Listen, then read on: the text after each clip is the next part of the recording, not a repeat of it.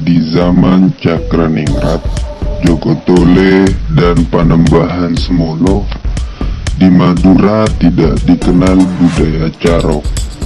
Budaya yang ada pada waktu itu adalah membunuh orang secara ksatria dengan menggunakan pedang atau keris.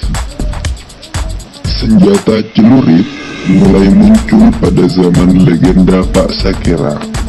Mandor tebu dari Pasuruan ini hampir tak pernah meninggalkan celurit setiap pergi ke kebun untuk mengawasi para pekerja.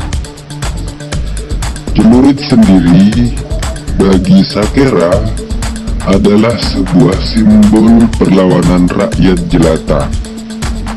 Berbicara Sakera, tidak bisa dilepaskan konteksnya dengan carok. Carok dalam bahasa Kawi kuno artinya perkelahian. Di dalamnya biasanya melibatkan dua orang atau dua keluarga besar, bahkan antar penduduk sebuah desa di Banggalan, Sampang, dan Pamekasan. Celurit dalam cerita Sakera merupakan artefak budaya Madura yang semula merupakan pisau berbilah melengkung dan berhulu panjang untuk dipakai menyabit rumput. Dalam beberapa dasawarsa terakhir menjadi populer karena selalu diasosiasikan dengan sebuah stereotip watak keras orang Madura. Namun, tidak hanya itu, celurit juga merupakan device budaya yang tidak hanya sekedar diciptakan sebagai alat bertani. Dengan mengacu pada cerita Sakera, sesungguhnya celurit merupakan artefak budaya yang berbau kolonial yang difungsikan sebagai alat bertarung laki-laki Madura ketika terpaksa harus membela harga dirinya. Celurit berarti senjata bagi orang Madura untuk menjaga harga diri di mata orang lain yang mengganggu keluarganya. Lebih jauh bahwa stereotip orang Madura yang negatif dan penuh purbasangka rasial banyak dikemukakan oleh peneliti, terutama yang bersumber dari dokumen kolonial yang selalu mendasarkan pencirian etnis berdasarkan pada perbandingan dengan kelompok etnis yang bertetangga, terutama orang-orang Jawa dan Sunda.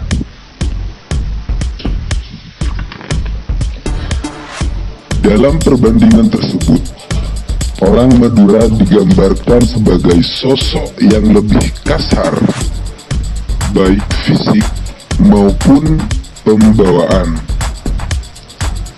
Bahkan dinilai memiliki sifat kejam. Berbicara wanita Madura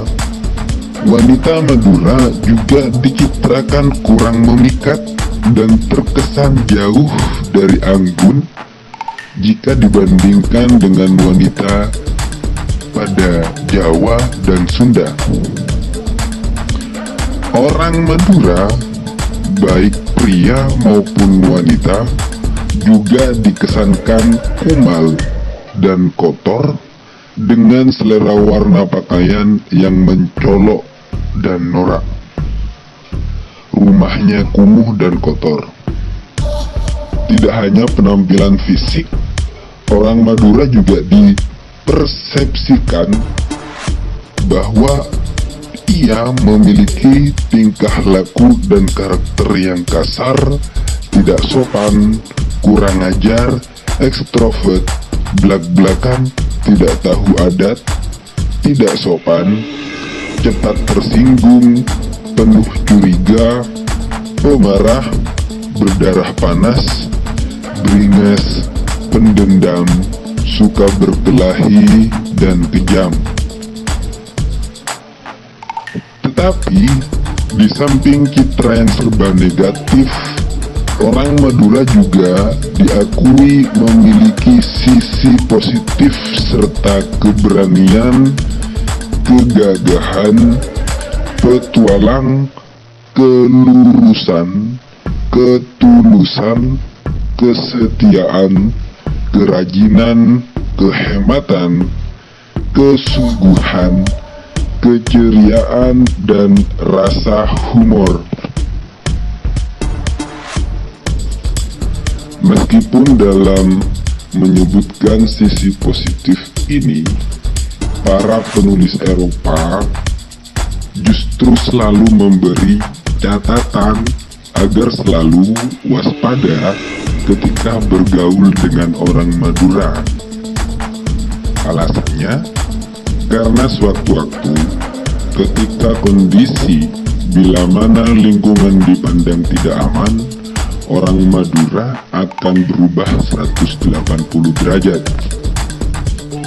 Penilaian ini tentu tidak adil karena didasarkan pada perbandingan-perbandingan sederhana serta mengesampingkan aspek-aspek upaya memahami. Penilaian yang cenderung negatif terhadap orang Madura yang terlanjur meluas menjadi citra umum bahwa orang Madura adalah hasil penilaian orang luar terhadap simbol-simbol material, tidak sampai pada pemaknaan dan nilai. Padahal banyak sekali komponen tradisi lokal Madura yang sesungguhnya sedemikian luhur sekaligus kaya dengan nilai-nilai filosofis yang merupakan pantulan atau kristalisasi asli watak orang Madura yang sangat ekspresif dan terbuka, ulet, serta mempunyai etos kerja yang sangat tinggi, juga dermawan dan gemar menghormati tamu. Karena itu, orang Madura juga menghargai sifat kelurusan hati, kesetiaan, jujur, dan selalu berterus terang. Sifat-sifat ini berlaku secara resiprosikal. Karenanya orang Madura akan marah dan tersinggung jika mendapati perlakuan yang bertolak belakang dengan sifat-sifat yang dihargainya tersebut. Salah satu contoh misalnya, bila satu rumah tangga kedatangan tamu, apalagi tamu yang datang dari jauh, dapat dipastikan orang Madura akan memberikan pelayanan yang sangat baik dan terbaik.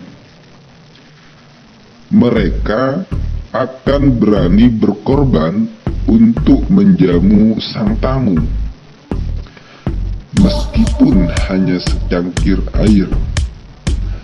Kalaupun dapat, mereka akan berusaha memuaskan dengan jamuan lebih, bahkan berani berhutang demi menghargai dan menghormati sang tamu.